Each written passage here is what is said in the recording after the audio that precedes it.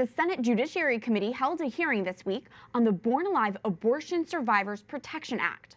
This hearing is about babies that are born alive, surviving a botched abortion attempt, and whether or not they should be provided the same level of medical care that would be provided to any other baby at the same gestational stage. That's Nebraska Senator Ben Sasse, who chaired the hearing and sponsored the Born Alive bill in the Senate. The bill would require newborns who survive botched abortions receive the appropriate medical care for their gestational age. This week's hearing comes after the bill was stopped by a filibuster in the Senate last year, despite receiving bipartisan majority support. Senators used the Born Alive hearing as a chance to voice their support or opposition to the bill. I believe very strongly that we should control our own bodies in connection with our faith and medical ethics. We should be able to unite around the premise that every baby born alive should be provided with the same standard of care without regard to whether her parents wanted her. That was Republican Senator Mike Lee of Utah, who sits on the Senate Judiciary Committee, and now he joins us from Capitol Hill. Senator, thank you for being here. Thank you. First off, why did the Senate Judiciary Committee hold a hearing on the Born Alive Abortion Survivors Protection Act this week? We held this hearing because we find that in some circumstances, children are born in a failed abortion attempt. And after the doctor has failed to terminate the baby's life, we need protections in place to make sure that that person is treated as a person and would receive the same life-sustaining assistance, medically and otherwise, that the child would receive if the child's parents and the mother's doctor hadn't made the decision to abort the child. What we found is that there are many documented circumstances in which babies have survived an abortion and thereafter been placed in a utility room or left on a table someplace to die and to suffer. That's not right, it's not humane, and we shouldn't be doing it. During the hearing, it seemed as if the senators and witnesses who oppose this bill were more interested in discussing the legality of abortion than discussing the actual abortion attempt survivors. Why do you think that is? Yeah, I found that interesting, that some of my colleagues, particularly on the Democratic side of the aisle, repeatedly wanted to make the hearing about something else, something other than it was actually focused on. Many of them kept bringing up abortion and claiming that this was about Roe versus Wade itself, or that it was about abortion. This hearing today was not about abortion. It was about what happens when a baby survives an abortion. That is legally different than what they're describing, according to their own terms. Their own defense of an abortion is that it's somehow different, that the baby hasn't yet been born. So under their own standards, they ought to be concerned, as they are not concerned when the baby's life is taken in utero. And they certainly ought to be concerned when that baby has been born and takes its first breath and can cry and still has a noticeable heartbeat surviving outside the womb. We ought to be concerned about that, and we ought to prohibit the medical neglect of an infant born alive following a botched abortion. Opponents of this Born Alive legislation often argue infanticide is already illegal. But Senator, can you explain how infants who survive abortion attempts are not protected under existing law? Well, first of all, if infanticide is already illegal, then they shouldn't be worried about this. It begs the question, what are they so concerned about? Are they really trying to defend the practice of abandoning a recently born baby simply because that baby was supposed to be killed through an abortion and allowing that baby to suffer? I think not. I can't imagine that it would be. Now, it is true that a number of years ago, Congress passed another piece of legislation declaring that a child born after a failed abortion is in fact human and is in fact alive. But it didn't contain any penalties for health care providers that facilitated the abortion and then neglected the baby thereafter. That's what this bill is designed to cover. One of your fellow senators on the Senate Judiciary Committee is Minnesota Senator Amy Klobuchar.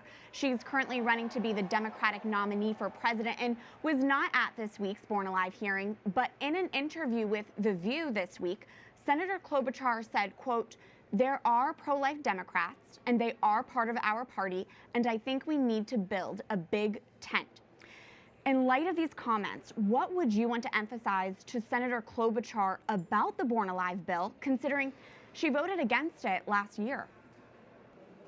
Yeah, so I'd say to Senator Klobuchar, I'd say to all of my colleagues, if you want to build a big tent, that's great. And that tent doesn't even have to extend into what they seem to regard as this zone of protection around abortion, because this bill doesn't even deal with abortion. It doesn't restrict the performance of an abortion. It simply says that when you try to kill a baby through an abortion and that baby is born alive, you shouldn't pretend as if it's not human.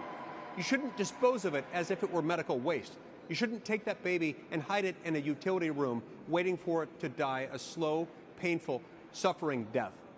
I don't think that's either Republican or Democratic. I don't think that's either liberal or conservative. It's simply a human instinct. And any society that's not willing to recognize that has got a huge set of problems to deal with. Senator Mike Lee of Utah, thank you for your time. Thank you.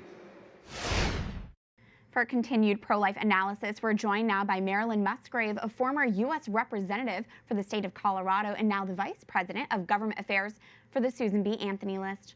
Thank you for being here. It's great to be here. Thank you. Congresswoman, first off, can you speak to Senator Lee's pro-life leadership? What a hero. I mean, you think about what he's done this week. I think about a statement he made in that hearing. Wantedness does not determine humanness.